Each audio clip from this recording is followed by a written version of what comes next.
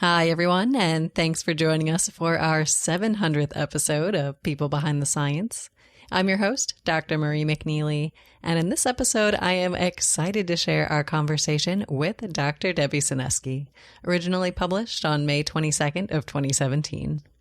Listeners, Debbie is working on research to develop new nanomaterials and electronics for use in extreme harsh environments such as space exploration. These materials and sensors need to be able to handle extreme temperatures as well as exposure to chemicals, radiation. To make it even more complicated, they have to be tiny and lightweight. And Debbie has received numerous awards for her work, and she's also highly engaged in science outreach. And in our interview, Debbie shares some great stories about her life and science. So listeners, get ready to get inspired in this episode of People Behind the Science. Every day, discoveries are made that will change our understanding of the world around us. Dr. Marie McNeely is here to bring you the brilliant minds who are making these discoveries so they can share their incredible stories and take you on an amazing journey. Welcome to People Behind the Science.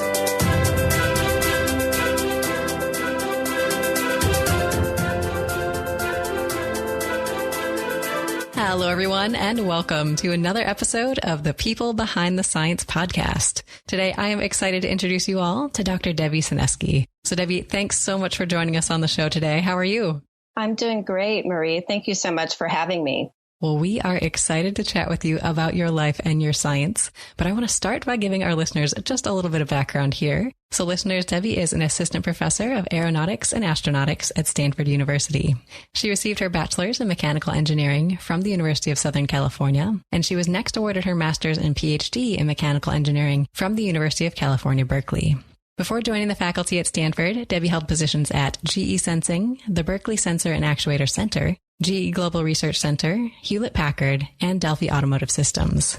And Debbie has received many awards and honors during her career, including an Alfred P. Sloan Foundation Ph.D. Fellowship, a Galiban Faculty Fellowship at Stanford University, the Frederick E. Terman Faculty Fellowship at Stanford, and also the Space Technology Early Faculty Award from NASA. And Debbie is here with us, listeners, to talk about her journey through life and science and share some of her experiences with us. So, Debbie, we want to get to know you both as a scientist, but also as a person. So can you start by telling us what you like to do with your time when you're not hard at work?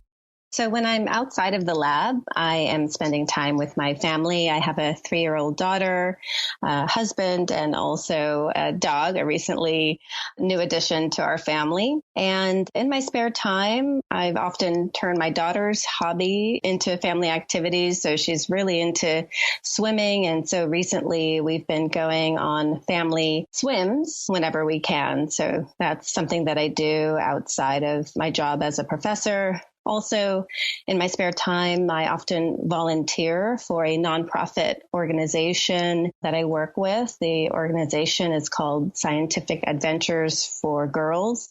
And during my time with that nonprofit organization, I often volunteer to speak with elementary school students to expose them to engineering and science. And so it's really fun to be able to do that. Well, it sounds like you keep yourself quite busy. And I love the name of this organization, Scientific Adventures for Girls. So can you give us an example of what is one of these adventures?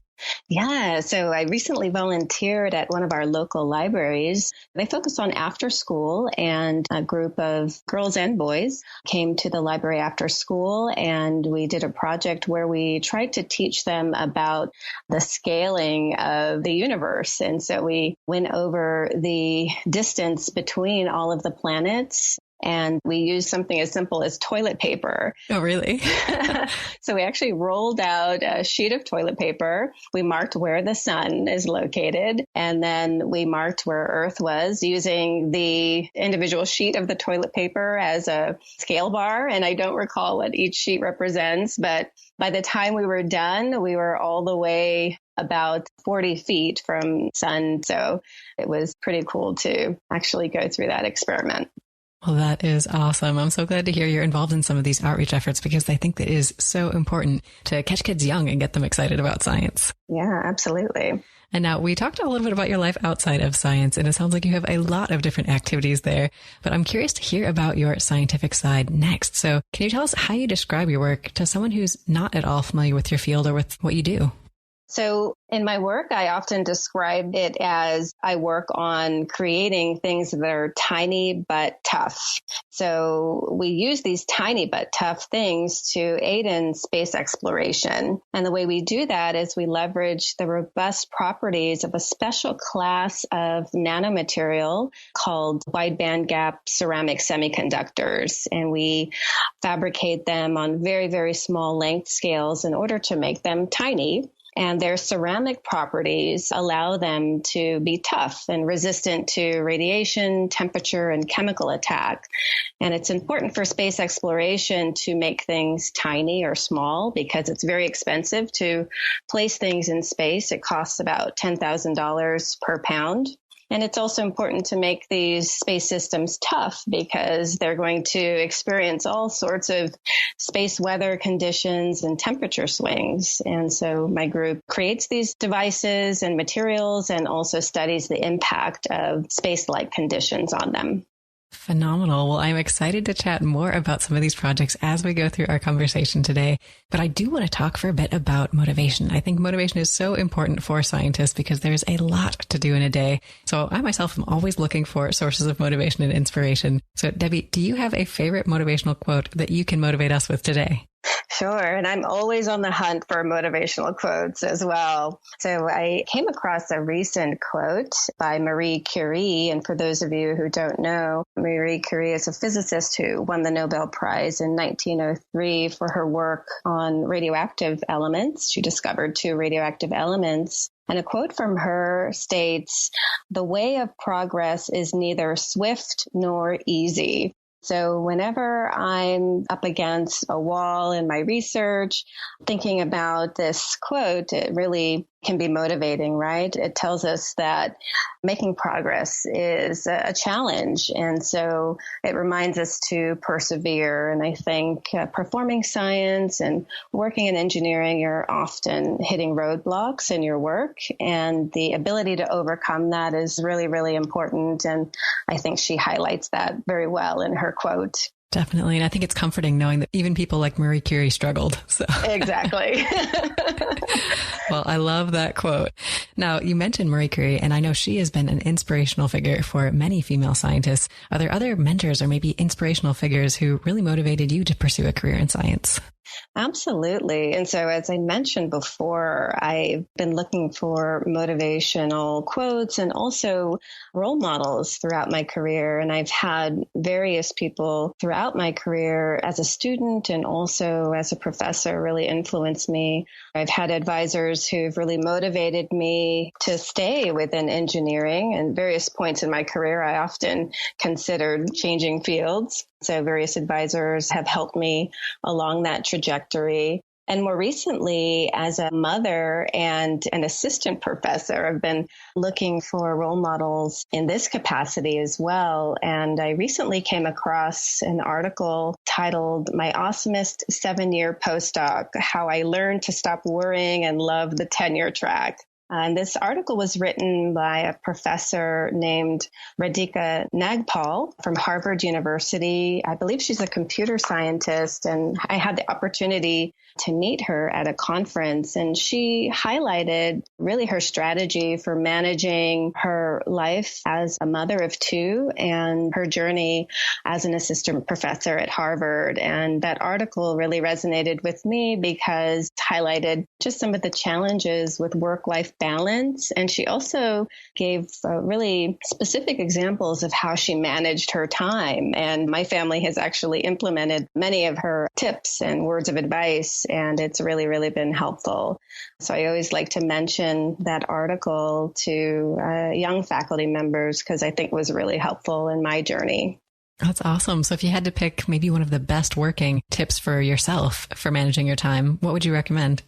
I would recommend being very, very, very specific about what you want to accomplish. And I do this on an annual basis. I actually have a sticky note where I list out the number of conferences I plan on attending, the number of proposals I want to write, and also the number of service activities that I want to commit to for the university and also externally. And so being able to see it on a sticky note, it really helps you understand what you're working on and can help with mitigating overcommitting yourself. And so I thought that was very, very useful. And if I can add one more useful tip from the article that I just thought of, is keeping a bucket list of your accomplishments, really having access to some of your accomplishments and actually listing them out or storing them in a place that you can look at from time to time. Maybe you're having a rough spot in your work.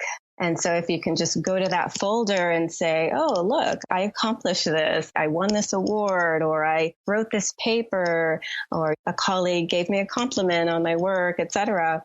I think that can help us stay motivated. So that was another thing that I never heard of before and I thought was really unique. And I started to do that and found it very helpful. I love this. I am going to have to take this and put it on my own to-do list. I think that really makes you take a moment to celebrate that success, because I think we're so fast to move on to the next thing on our to-do list that you don't always have that moment where you're checking it off the list. Right. So don't move it away. Keep it on the list so you can look at it from time to time. Yeah.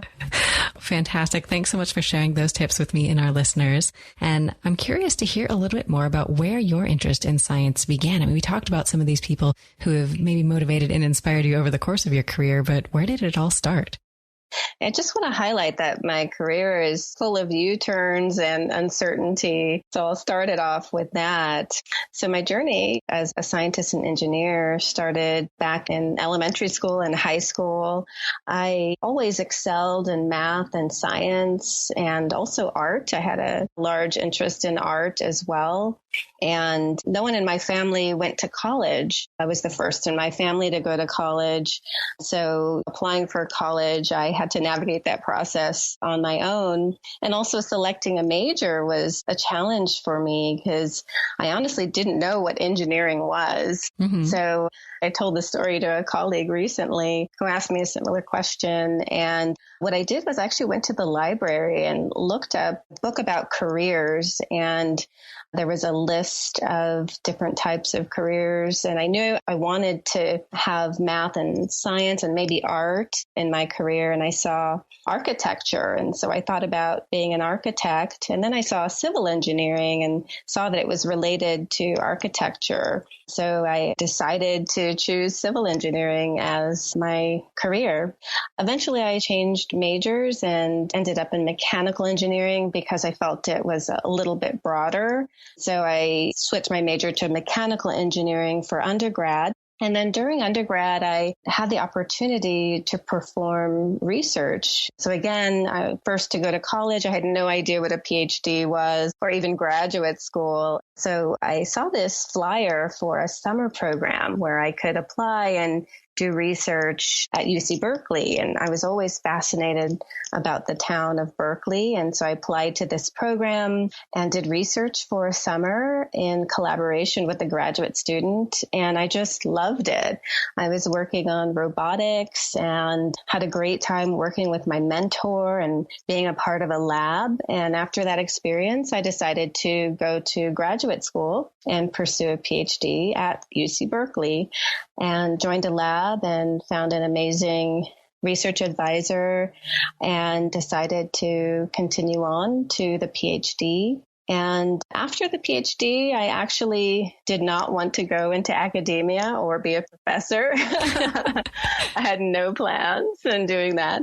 So even though my advisor was sort of motivating me to stay on as a postdoc and pursue academia, I told him, no way, I'm going to industry, and took a job at General Electric. And after a short time there, decided, I actually do miss the research environment, and took this U-turn back to academia and became a postdoc in my research advisors group. I called him up and said, hey, does that offer still stand? Mm-hmm. I did learn a lot from my time in industry, definitely, but I think my passion lied in the research environment. And so decided to go back to his lab and do a postdoc. And then a few years later, decided to go on the job market for academic positions. Now, in an engineering field, how is life different when you're working in an industrial setting versus an academic setting? life is a little bit different. Of course, I think in industry and academia, as an engineer, you are working on technical things and definitely solving problems and addressing challenges in various fields. But I think the differences lie in, number one, sort of the state of the problem. So in industry, you're often working on things that are being commercialized and very, very mature from an engineering and often a scientific standpoint. So you really often understand the products that you're making. It's important to understand them because they have to be very reliable in the field. And so a lot of my work was in designing and redesigning such that they were more robust, and also designing them for reduction in cost, which again has a lot of challenges. In the academic setting, I think you're in a different stage of the product development cycle. Things are much early on in the product development cycle. And actually, some of the things you work on in academia may never become products, right? It's more on the fundamental side of things, which I think can be very exciting because it opens up opportunity for new discoveries. So that was something I was really drawn to. And also the flexibility in the things that you work on. So I love working with new types of materials. So in the academic setting, you have the opportunity to explore the properties of different types of materials that may not be ready for commercialization, or as I mentioned before, may never even hit commercialization. But the ability to explore the properties of these different materials, I just found really fascinating. So I was drawn to academia for that reason. Very cool. I think it's really helpful to hear more about your experiences in these two different environments, because I think there are a lot of people who nowadays finish their PhD and they're exactly as you were, convinced that they don't want to go into academia. And I think sometimes you have to try a couple different things to really understand what you want to do. But there is that fear out there that I think a lot of young scientists have, that if they leave academia, that it will either be really hard or impossible to get back. So did you find any challenges or maybe difficulties with people when you were returning to academia? Actually, because I wasn't out of academia too long, the transition coming from industry to academia, I think, was pretty seamless for me. And also, I did a weird thing. I went back to my advisor's lab, which was very familiar to me, which oftentimes the advice you get from people is not to go to your advisor's lab for a postdoc. And it worked out so well for me because I was familiar with the lab and actually familiar with a lot of the students that were in the lab. And I think that allowed me to sort of jumpstart my career as a postdoc because I could kind of pick up on things, not exactly where I left off, but just infrastructure wise, and also working with my mentor and advisor. I kind of knew we had that established relationship, so I could hit the ground running. So I think that's something that was helpful and often, is not really an example that you see very often when people move from industry to academia. I also had the opportunity to teach a class while I was a postdoc, and I taught a class on my own. And that was another unique experience that was, I think, special. Another model is for people to stay in industry for many, many years and continue to publish and then go directly from industry to an academic position. So that's another option. But I think the message is really be open, and there's not always that one clear path. And I think just really know what works for you and things will work out. Excellent. Well, thanks so much for sharing your journey with our listeners. And we mentioned that you are now on the faculty at Stanford University, which is a wonderful place to be doing research. So can you tell us about one of these projects that you're working on right now? So as I mentioned before, my lab is working on tiny but tough things. And one example of a tiny but tough thing is a sensor module for space exploration. And in particular, we're working with NASA to create sensor packaging materials for Venus exploration. So Venus is our neighboring planet, and it's actually a very, very harsh environment on Venus. It's around 480 degrees Celsius, sulfur-rich, supercritical CO2 environment, and also a very high pressure pressure environment. So you can imagine that environment is really tough on materials and is quite harsh. And so we are working on identifying the right packaging materials for instrumentation that will be used to probe Venus. And so we're really excited about this project. Excellent. Now on Venus, are there large temperature swings as well? Do you have, you mentioned 480. Does it also get cold? It can get cold as well. I don't have the number off the top of my head, but the baseline is around 480 degrees Celsius on the surface. Gotcha. But when you go away from the surface into near orbit, it can be very, very cold as well, because you have to start in space and then descend down onto the surface of Venus. And there can be very, very large temperature swings on that journey. That sounds like a really exciting challenge, I think, to deal with all these different factors all in one package. You have to make it heat tolerant, cold tolerant, also the pressure, the CO2, all of these things. What is the most difficult? What is kind of the limiting factor on these materials? The limiting factor, I think, and I think the real challenge is the duration at these temperatures. So NASA is targeting a probe mission that'll last about 1 day. So not only does that material have to survive the environment, it also has to collect information, which I think is a real challenge there, because the electronics that we use today in our cell phones and our laptops, those components are typically made from silicon, which are often limited to temperatures at around 200 degrees Celsius. And so they are just not feasible for a Venus mission. So we have to look at these new types of materials that'll extend not only material or structural survivability, but also electrical functions as well, like data communication and data processing. Right. Those are just additional challenges to the problem that can really limit the mission. Yeah. So do you have a sense of a timeline for this mission? Do you know when you think that they'll be ready to send this probe? There are various missions just in the proposal stage right now. There's not an actual official mission that will be launched. And so these activities actually help the realization of a mission.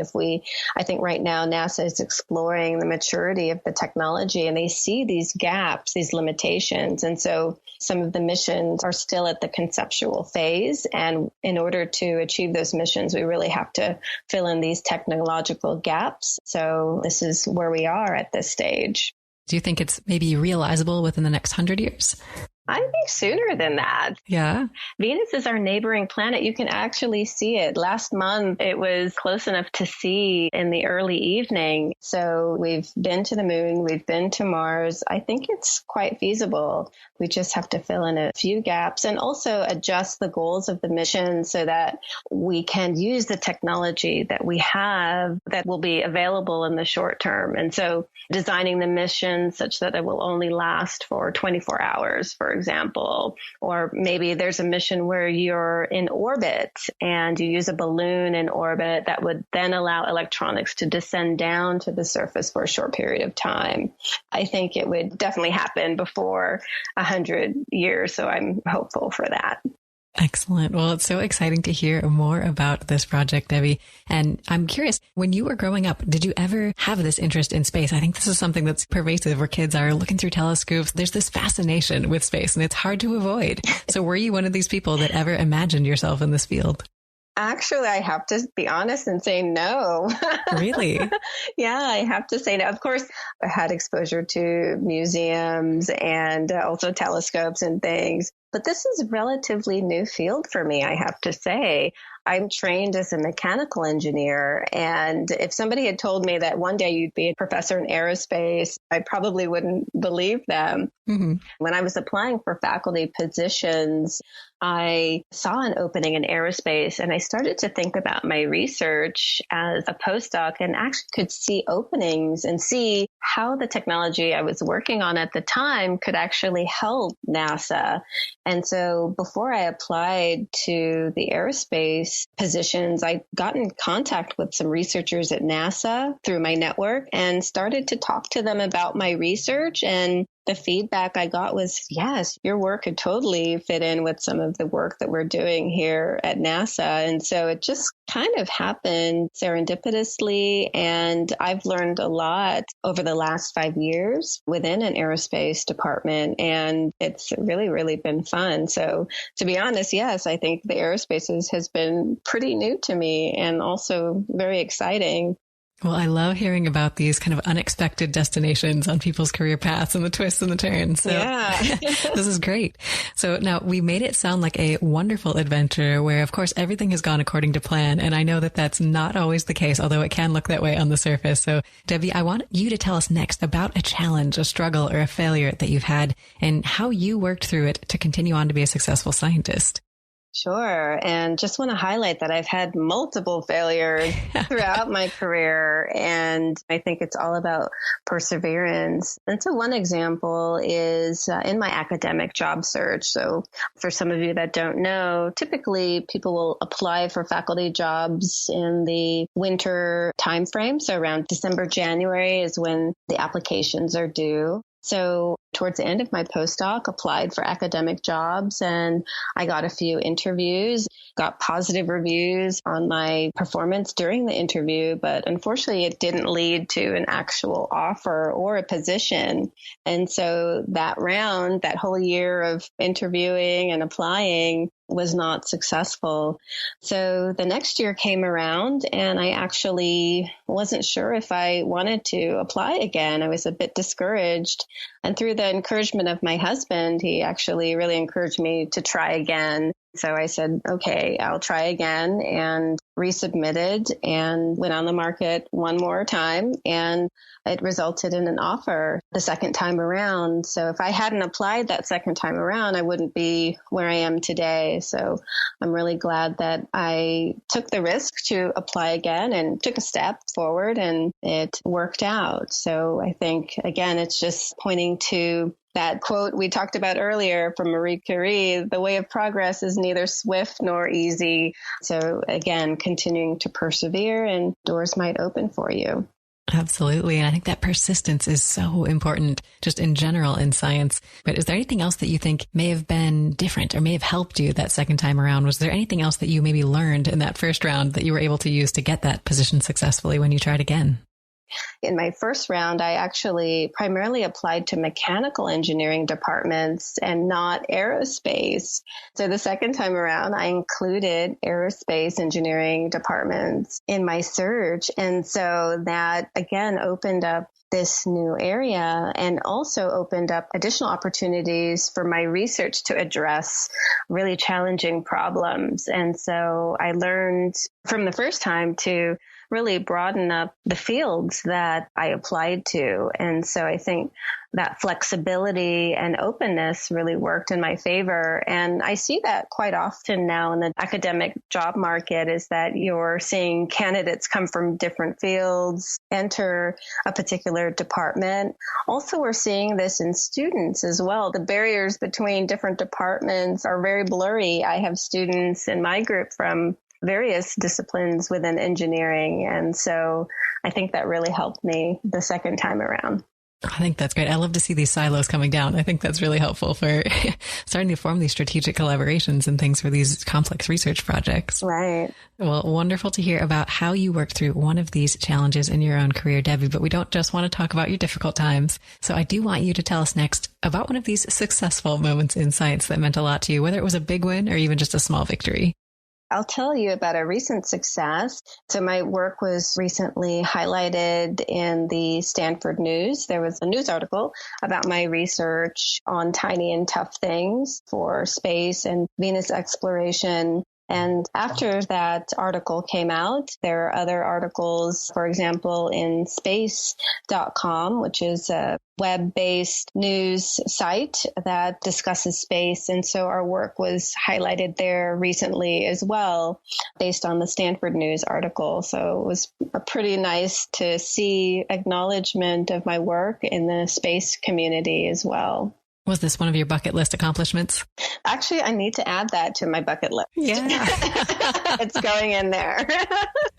That's fantastic. So I have to ask, how do you celebrate some of these kinds of accomplishments where you're getting this amazing recognition for your work or something finally comes to fruition and you can start telling people about it? I think that just sharing the news with my close friends and family, and also maybe getting together with them for a drink or a cocktail and celebration is nice. Also, as you mentioned before, just placing these accomplishments in your bucket list so you can save them for later viewing is important to do. So that is one way I celebrate some of my accomplishments. That's fantastic. Now, do you ever do little things with your laboratory? Oh, yeah, definitely. Various things. So we often have a lab retreat annually where we actually talk about some of the research directions of the lab. And then after the retreat, we might go on a hike. Also, we are located in California, so the wine country is not too far away. So wine tasting or just having dinner together. Also, I try to have my lab out to my house once per year and have a barbecue or a brunch. So that's another way that we get together and have some downtime and get to know each other better on a personal level. Well, that is fantastic. And I think it's so much fun to celebrate these successes with your lab group, too, because I think they really get it, right? Because they were in there in the moment struggling with you along the way as these projects were getting off the ground. So Absolutely. Now, you mentioned that there's potentially some wine tasting involved on these lab retreats. Do you have a favorite California wine? Good question. So I'm really into old vine wines right now. Grenache is one of my favorite type of red wine. So the Grenache grape, and there are various vineyards that have the Grenache grape, but I believe the Grenache is not based in California. I believe it's based in Europe, either Spain or France. There are also California vineyards that grow the grape as well. I like it. I'm going to have to try one of these. That sounds wonderful. Very, very yummy. Very yummy. Yeah. Well, now we've talked about a lot of aspects of your research and your science. And I know I'm always trying to keep up on what's going on in my own field, and it can be a challenge. When I'm not reading about science, though, I do like to read books for fun, and I'm always looking for new things to add to my own reading list. So I do want to ask you today, Debbie, is there a book that you've read and really enjoyed, whether it's a science book or a non-science book, that you can recommend to me and our listeners today? Yeah. So recently I picked up a book that is called Women in Science, 50 Fearless Pioneers Who Changed the World. And it's written and illustrated by an artist named Rachel Ignovsky. I hope I'm stating that correctly. But this book was really fun. I picked it up recently. Just beautiful, whimsical art that illustrates some of the women in science. And in addition to these beautiful pictures of the women that she's put together and some of their accomplishments, it also highlights some of their backgrounds as well and discusses where they came from and some of their notable achievements in science. And I thought this book was really, really neat because it highlighted a lot of scientists that I actually wasn't familiar with. For example, Hypatia, who was an astronomer and philosopher based in Egypt, and they suspect that she was born between 350 and 370 CE. So it's just amazing to think of female scientists from that long ago. So this book also notes recent female scientists as well. And so it was really fun to peruse and look at the pictures and also learn about some of these women's work. That sounds phenomenal. And I know you touched earlier on the fact that you had an interest in art. So is this something that you continue to pursue now today?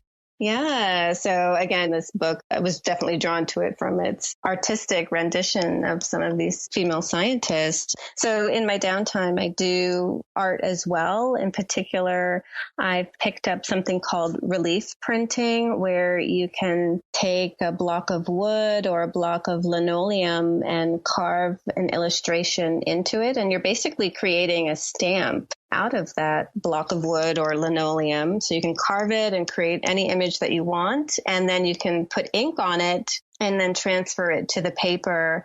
And I think transferring the image from the stamp to the paper through the ink actually gives it this kind of organic look.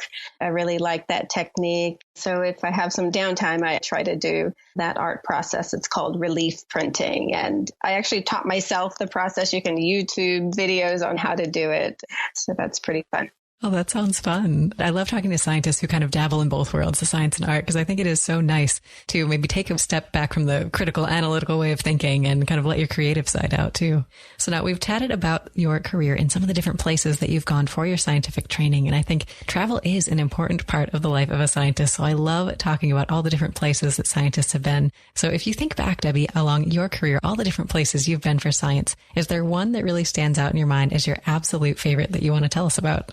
Sure. Yes. One that stands out in my memory is a trip to Kyoto, Japan, a big conference in my field. It actually rotates between the United States and outside of the U.S. every other year. And so that particular year was in Kyoto, Japan. And I actually traveled to that conference with my cousin. And we started in Tokyo and got to see what city life was like in Japan and had a lot of fun, did a lot of shopping and dining. And then we took the Shinkansen, the bullet train, over to Kyoto. And Kyoto was very different from Tokyo. It was a smaller town, and you can see people riding around on bikes and just a slower pace of life. And really enjoyed seeing a lot of the architecture in Japan as well. Really beautiful country. So yeah, that was a time that really stood out to me. I know I didn't highlight much of the science part of the conference. I did attend the conference. Sure. Which was also very fun as well, and connecting with my community there. That's one of the perks of being in the research world, is that you get to go to these conferences all over the world and travel to these amazing places, get to know your colleagues on a personal level, and sometimes bring a family member along as well. Definitely. I think finally putting the face and the name together with these people you've been reading their work for years is a wonderful experience. Now, you mentioned Japan. Was this cherry blossom season? No, unfortunately, It was not cherry blossom season. This conference always falls in late January, so It was cold. Yeah. We were bundled up. But still beautiful, I'm sure. Yeah. Still beautiful. Absolutely. Totally worth it. Well, this sounds like a wonderful experience. And I think it is so much fun to travel for science, and often quite fun to travel with your laboratory members. And I know I've had so many wonderful experiences with the people I've worked in science with over the years. And these people are often hilarious, funny, amazing, creative people. And I think these kinds of people that you see in science are often very different from the stereotypes that you see out there in the media, or what people think scientists are like in general. And you mentioned that your lab does a lot of fun things together, things like these lab retreats, these barbecues and brunches at your house. So are there any other quirky traditions that you've experienced, or maybe just fun or fond memories that you have with people that you've worked with in science? Yeah, I can describe actually a recent experience with my lab. So we have this ritual where we place images from nature on our Slack group chat. I don't know if you're familiar with Slack, but it's a tool that allows you to kind of like have a chat room with a small group. You can use it in a company, and I actually use it in my lab to communicate and send mass messages out to the group. Mm-hmm. So we have this channel on our Slack tool called the Nature Channel. And apparently the Stanford campus is being taken over by caterpillars. Really? Yeah. So recently my students have been posting pictures of caterpillars that are crawling around on different benches and different infrastructure on campus. And apparently they live in the trees on campus. And so one of the students remarked that she went to class and found caterpillars crawling on her. Oh, no. Discreetly wipe them off. Yeah. She had a moment in class sharing these funny stories on the group channel. It's pretty fun. Another tradition that we have is something I call the X bag. We're actually bringing a bag full of mysterious treats that we use to acknowledge people's accomplishments. So if a student publishes a paper or passes their qualification exam, they're able to pull a geeky toy or some treat that I buy, and they can pull it from what I call the X bag. So the name of our lab is the X Lab. I love that name. Yeah. So that's another kind of strange lab tradition that the students seem to get a kick out of. Well, that is fantastic. So what is the strangest or the nerdiest thing that you've put into the X bag? So have you heard of these little robotic toothbrush heads? No, but I'm intrigued. So So they look like the head of a toothbrush. And so the bristles on the toothbrush are actually the feet of the robot. And I think what they do is attach a little motor to the robot. And when you turn it on, the motor starts to vibrate and the bristles start to allow this little creature, I guess it is like a caterpillar, start to run around. And I think that was something that the students liked the best. After they pulled that from the X bag, you could see it running around the meeting table. So. Well, this sounds amazing. I think I must have one of these, Debbie. I'll send you the link after our discussion. Amazing. Well, it sounds like you and your lab group have a lot of fun together. And I think in addition to spending time with each other outside the laboratory, it's so much fun to collaborate within the lab and just have that wonderful lab environment. And I think a big part of that is talking about the research, talking about the big questions that you want to answer, the things that you're all working towards together. So I love asking scientists about these big questions. So is there something in your mind, Debbie, that you are just dying to know the answer to, that if I gave you everything, funding, staff, technology, feasibility, whatever it is you need, that you would want to tackle first? Okay, so this is going to be kind of geeky and again, very in tune with my new career as an aerospace engineer. And so I would love to answer, is there any life outside of Earth in the universe? That is something that I think many people are interested in understanding, including researchers at NASA, even researchers outside of NASA. And so this big question of, is there life beyond Earth?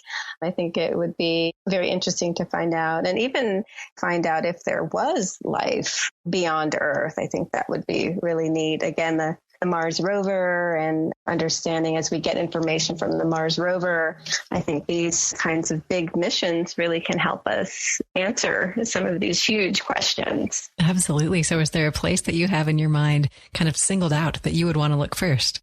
Well, of course, Venus, because Venus is near and dear to my heart. And again, Venus is our neighboring planet. And although it is a very, very harsh planet and likely does not have life on it because of the harsh conditions, it is thought that billions of years ago, Venus once looked like Earth. So understanding the evolution of Venus through probing Venus, I think would be very, very interesting and maybe would allow us to answer if billions of years ago there was life on Venus. I think that is still an open question. I love it. Well, I think there's so many questions that remain open within your field. So I think you've got your work cut out for you over the next few years there, Debbie. Absolutely. Well, it's been wonderful to hear about these big questions that you would love to see the answer to. And we've talked about a lot of aspects of your career over the course of our conversation. And I love passing advice on to our listeners. So is there one piece of advice that you received at some point, Debbie, that really helped you that you want to pass on to our listeners today? One piece of advice that was given to me by my academic research advisor when I started my career in academia, something he told me was to persevere. And I think that was a theme that has come up throughout our conversation. And I think it's really important to persevere as we follow our passions. Sometimes we're going to hit a wall, we're going to hit a roadblock, whether it's a scientific roadblock or a financial roadblock. But I think that perseverance will allow us to overcome those roadblocks and eventually help us reach our goals. So that's something I like to share. Definitely. And I think in science, I've heard so many stories of a lot of when it comes to success in terms of finding jobs, finding positions, it's being in the right place at the right time. So if you're perseverant and you don't give up and you keep trying, ultimately kind of the stars align and you get that position or that right opportunity comes up for you. So wonderful advice to share with our listeners today. Is there any other last piece of advice you want to give them, Debbie, or a last note of inspiration you would like to give them? Sure. I think follow your passion. Through this discussion, you could see that my career was full of U-turns, uncertainties, and changes. And I think that our passions evolve over our careers and our education. And so don't be afraid to change fields. Don't be afraid to take a step in a different direction if that is something that is in tune with your passions and your personal interests. At the end of the day, we are going to hit these roadblocks. And if you're not passionate about what you're working on, it'll be difficult to have that perseverance that we talked about before. Fantastic. Well said, Debbie. Now, can you tell our listeners if they want to learn more about you and your work, where should they go? They can easily Google me, Debbie Senesky, Debbie, last name Senesky, Senesky. Senesky is a pretty unique name, so I should pop up. Also, they can visit my laboratory's website, xlab.stanford.edu, and you can check out our recent work, our recent publications, and also find our email addresses there as well. Perfect. Well, listeners, definitely check out Debbie's website. And Debbie, thank you so much for joining on the program and sharing a piece of your story. Thank you, Marie. Well, it was a pleasure to have you on the show, and listeners, a pleasure to have you with us as well. We'll see you next time on another episode of People Behind the Science. Your voyage to explore the lives of today's exceptional scientists has just begun. You can find everything we talked about today, including our guest favorite books, biographies, photos, and more, when you visit us at www.peoplebehindthescience.com. I look forward to chatting with you next time on People Behind the Science.